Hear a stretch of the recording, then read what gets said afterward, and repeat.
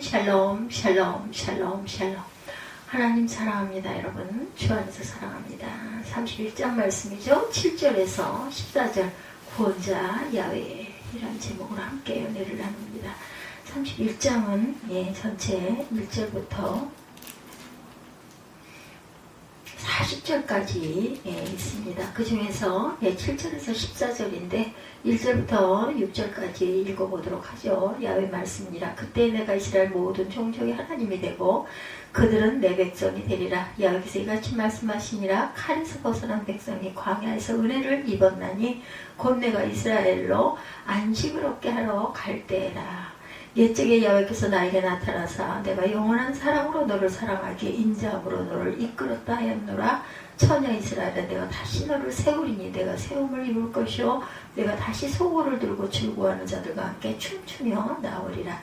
내가 다시 사마리아 산들의 포도나무를 심때 심는 자가 그 열매를 따기 시작하니라. 에브라임 산 위에 파수꾼이 외치는 날이 있을 것이라. 이르기를 너희는 일어나라. 우리가 시온에 올라가 우리 하나님 야훼께로 나아가자 하리라.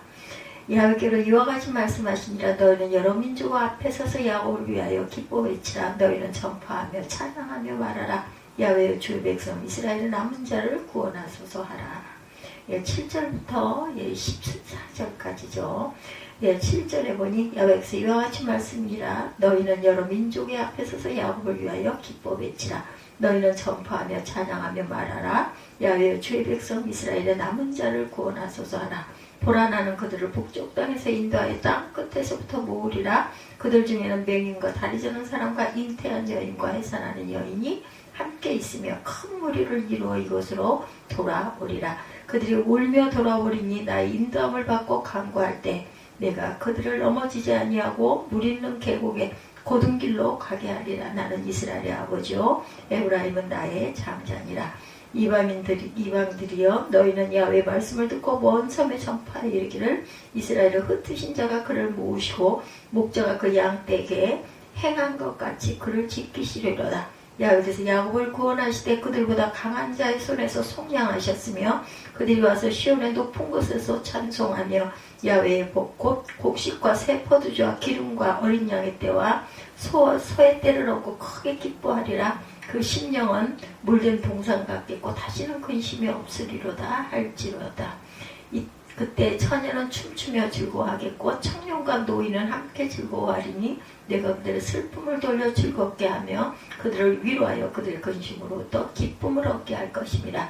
내가 기름으로 제사장들의 마음을 흡족하게 하며 내 복으로 내 백성을 만족하게 하리라. 야훼의 말씀이니라.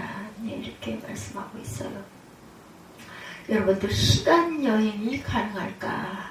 21세기 사는 우리가 5세기의 삼국시대로 돌아갈 수가 있을까? 앞으로 가는, 미래로 가는 게 아니라 과거로.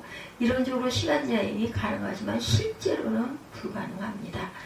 불가능한 이유가 여러 가지가 있죠. 가장 결정적인 것은 빛보다 빠른 비행체를 만들 수가 없다는 것. 그러나 생각을 통해서 지금도 시간 여행은 가능합니다. 500년 전 또는 1000년 전에 어떤 일이 있었는지를 공부하면 되죠. 그게 역사 공부이기도 하죠. 역사 공부를 통해 옛날로 돌아갈 수도 있고 이를 바탕으로 오늘을 읽을 수도 있고 미래를 내다볼 수도 있다. 초기 기독교인들도 역사에 대한 관심이 아주 많았다고 그러죠. 그래서 그들은 이스라엘의 역사인 구약을 읽었어요. 그래서 하나님의 뜻을 배울 수 있었기 때문입니다. 그들이 읽은 구약 성경 중에 하나가 오늘 예레미야 설교 본문이기도 하죠. 이제부터 예레미야 시대로 시간 여행을 한번 떠나보죠. 이 여행을 하려면 2600년을 거슬러 올라가야 합니다. 예레미야가 활동한 시대가 기원전 7세기였으니 예레미야 31장 7절은 다음과 같이 말합니다. 이 구절에서 당시 상황을 어느 정도 우리가 따라잡을 수가 있죠. 야훼께서 이와 같이 말씀하시니라. 너희는 여러 민족의 앞에 서서 야곱을 위하여 기뻐 외치라. 너희는 전파하며 찬양하며 말하라. 야훼의 주의 백성 이스라엘 남은 자를 구원하소서 하라. 이렇게 말씀해요. 7절이죠.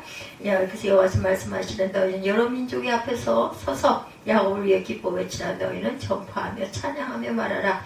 야훼의 주의 백성 이스라엘의 남은 자를 구원하소서 하라.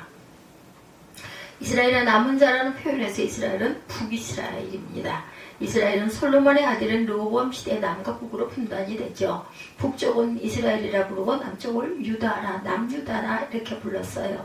이스라엘은 기원전 721년경에 아시리아 제국에 의해서 멸망을 당합니다. 많은 사람들이 포로로 잡혀가거나 여러 곳으로 흩어졌고 그 지역에는 또 다른 나라 사람들이 들어와서 살게 되죠. 북이스라엘은 소수의 남은 자가 됐어요. 모든 것을 잃어버렸습니다. 하나님의 백성이 처량한 신세로 전락하고 말았어요. 남쪽 유다는 아직 멸망하진 않았지만 위기는 그치지 않았습니다. 요시야 왕이 개혁운동을 펼치다가 전 사람들의 개혁운동은 더 이상 그 진도를 나가지 못합니다. 그리고 주변에 열강들이 헤게모니를 잡기 위해서 힘겨루기를 하고 있었을 때 아주 어려운 상황에 예레미야는 하나님의 말씀을 선포하고 있는 중입니다. 예레미야가 선포하는 메시지는 분명했어요. 야훼께서 이스라엘의 남은 자를 구원하신다라는 말씀입니다. 당신은 양떼와 소떼를 얻고 크게 기뻐할 만한 상황이 아니었어요. 북이스라엘은 그야말로 패전국의 운명에서 벗어나지 못합니다. 남유다도 별로 기대할 만한 것이 없어요. 주변의 강대국은 이스라엘의 남은 자와 유다 사람들을 먹잇감 정도로 여길 뿐이었다. 예레미야는 도대체 무엇을 근거로 모호해 보이는 말씀을 선포했을까요? 야훼께서 이스라엘의 아버지라는 사실이 여기에 합당한 근거가 되기나 할 것인가? 이는 마치 북한이 곧 인류 국가가 될 거라는 말과 비슷할 정도로 아주 근거가 빈약했습니다. 우리는 이런 고백과 선포가 예레미야의 고유한 영적 통찰이며 그의 믿음이고 그가 경험한 신탁이었기에 얼마나 객관적인 근거가 있냐 하고 질문할 필요는 없습니다. 개인적인 감동이었던 거죠. 하나님이 주신. 다음의 질문이 더 합당하죠. 예레미야 예언의 역사에서 성취되었을까요? 그 다음은 여러분이 잘 아시죠. 성취되지 못했어요. 예레미야의 예언이 있은 뒤 얼마 지나지 않아 남유다도 바벨론에 의해서 패망합니다. 바벨론 포로 시절이 50여 년 이상 흐른 뒤에 유다가 바벨론으로부터 해방을 받기는 했지만 그들의 운명은 여전히 혹독했죠. 근심이 떠나지 않았고 민족이 없었고 그리고 예레미야 예언은 성취되지 못했다.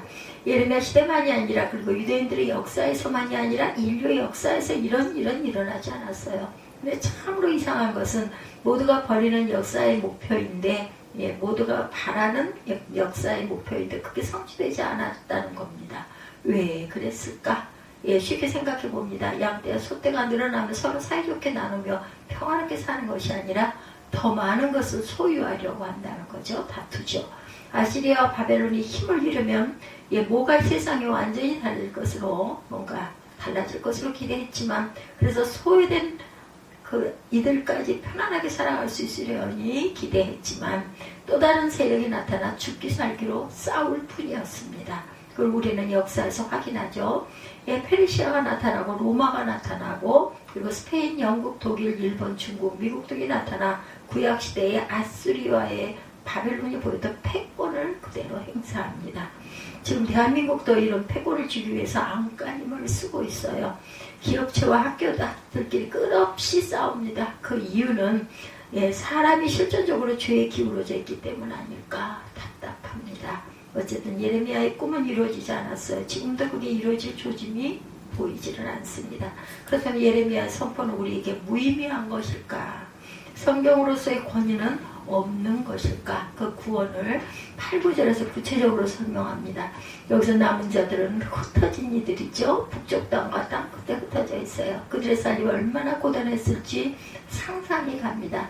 이시조선이 끝날 무렵에 우리 선조들도 일제 치하를 거치면서 중국, 러시아, 일본, 미국 등으로 흩어진 것과 비슷하죠.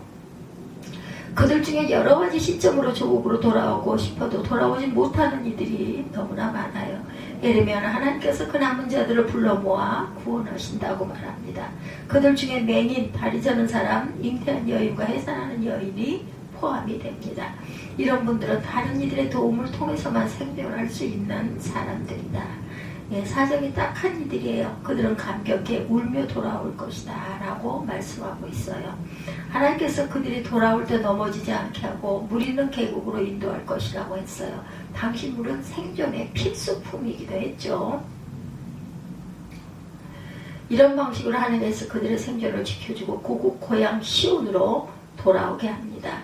하나님께서 그들을 불러와 구원하시는 이유는 하나님께서 이스라엘의 아버지고 에브라임은 하나님의 장자이기 때문이다 라고 이렇게 말씀하죠. 9절 하반절에 예레미야는 하나님께서 이스라엘의 남은 자를 불러 모아 지키고 구원하신다는 것을 10절에서 14절까지 이방인들에게 선포합니다. 하나님의 구원이 이스라엘만이 아닌 이방, 즉 온 세계에 분명하게 나타난다는 것.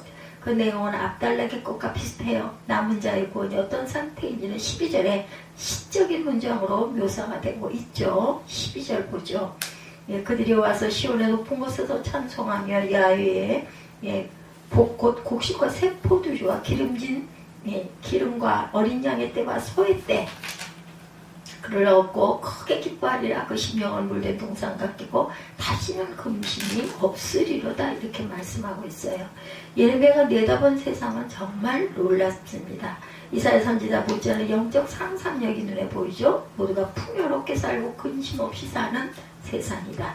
완전한 복지가 실현된 세상. 13절에도 비슷한 내용이 반복이 됩니다. 처녀들이 춤추며 즐거워하겠고 노인은 함께 즐거워할 것이다 이렇게 말해요. 슬픔이 즐거움으로 변하게 되죠. 근심이 변해서 기쁨이 될 것이다. 마지막으로 14절에 내 복으로 내 백성을 만족하게 하리라 이렇게 선포합니다. 예레미야가 본문에 무엇을 말하려고 했는지 분명하죠. 야훼가 이스라엘을 구원하신다. 야훼야말로 참된 구원자다 이렇게 외치죠. 어떤 분들은 예레미야의 이런 선포를 당연하다고 생각할지 모르겠죠. 그렇지 않습니다. 예, 비록 선지자들이 우리가 똑같은 사람에게 잘못 본 부분이 있지만 그 근본에서는 틀린 말을 하지 않았다. 예레미야는 야훼 하나님이 어떤 분인지를 정확하게 말합니다. 남은 자를 구원하는 분이다. 흩어진 자를 모으고 구원하신다. 야훼께서 야곱을 구원하시되 그들보다 강한 자의 손에서 속량하셨으니라는 말은 옳습니다. 다만 하나님이 구원하시는 방식과 때만은 예레미야가 정확하게 알지 못했다. 초기 기독교인들은 예레미야가 선포한 야훼 구원이 예레미야의 기도와는 전혀 다른 순간, 전혀 다른 방식으로 성취되었다 이렇게 봅니다. 예수 그리스도를 통한 성취죠. 양떼와 소떼를 늘려주는 방식이 아니라 예수 그리스도를 믿어 그와의 일치되는 방식이다. 모든 장애를 한꺼번에 고치는 방식이 아니라 그리스도의 십자가와 부활에 참여하는 방식이다. 그래서 예수 그리스도의 십자가 부활만이 궁극적으로 구원의 길이다 이렇게 생각하고 그렇게 믿었어요. 어떤 분들에게는 이런 기독교 신앙이 마음에 들지 않기도 할 것입니다. 기독교가 너무 개인주의로 떨어졌다고 비판할 수도 있어요. 그런 비판을 들을 만한 요소가 우리에게는 적지 않습니다. 미국과 한국 교회의 신앙은 사적인 차원으로 떨어진 게 분명해요. 예수를 믿어서 복받아 행복하게 사는 것을 기독교 신앙이라고 여길 수도 있다. 그래서 공적인 영역은 뒤로 미뤄집니다. 세상에 아무리 불의해도 교회만 잘 나오면 되는 것으로 여겨지죠. 또 어떤 사람은 교회가 사회혁명의 선봉자가 되어야 한다 이렇게 주장하기도 합니다. 빈익빈 부익부의 왜곡된 질서를 맞서 싸워야 한다는 사회 구원이 우선적이라는 주장이기도 합니다.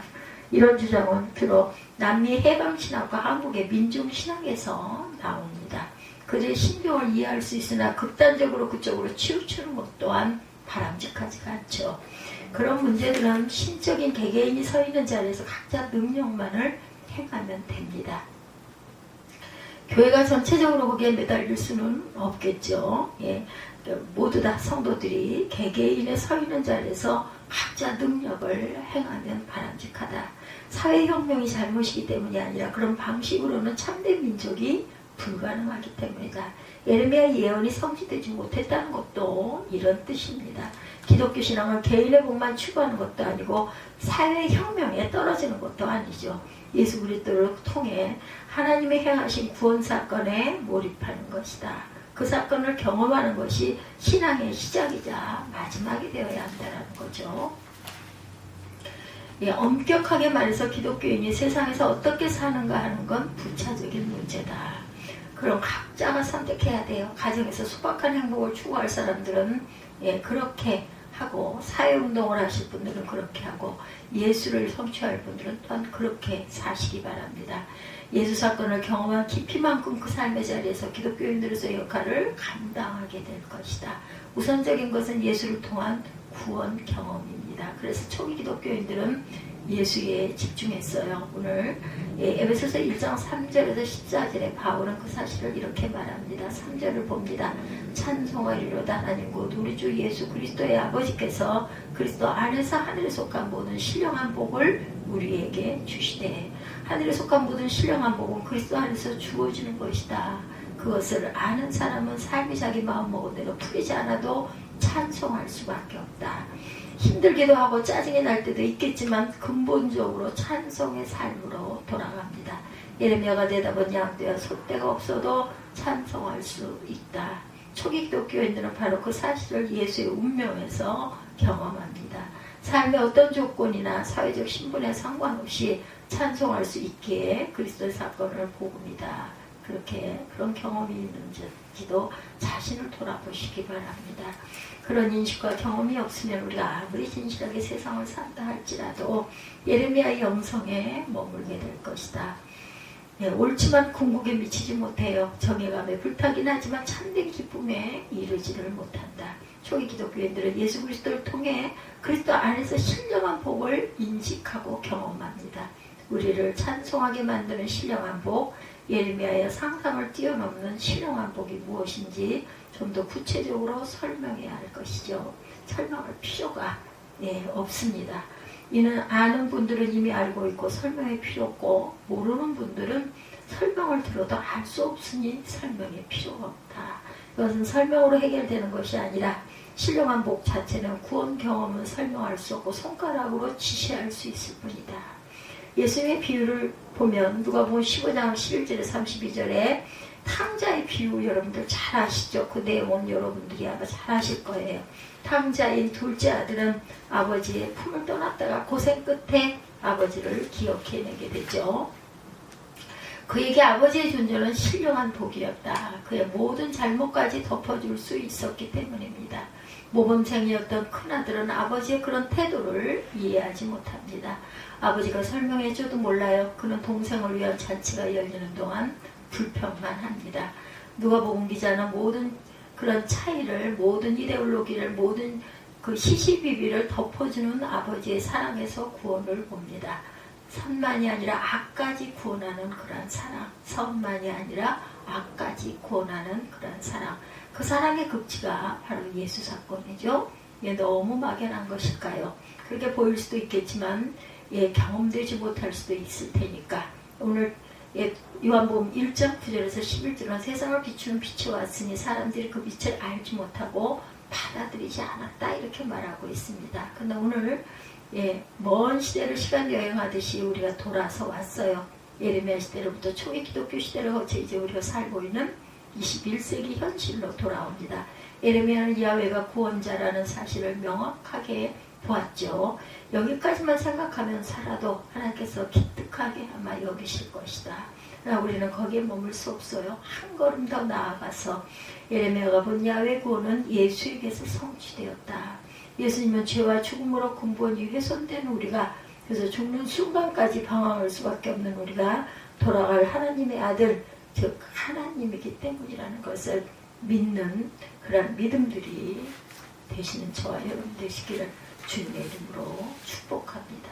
오늘 예레미야 31장 7절에서 14절 구원자 야훼, 이런 제목으로 함께 은혜를 나눴습니다. 깊은 묵상이 있으셔서 복된 삶이 되시기를 주님의 이름으로 축복합니다.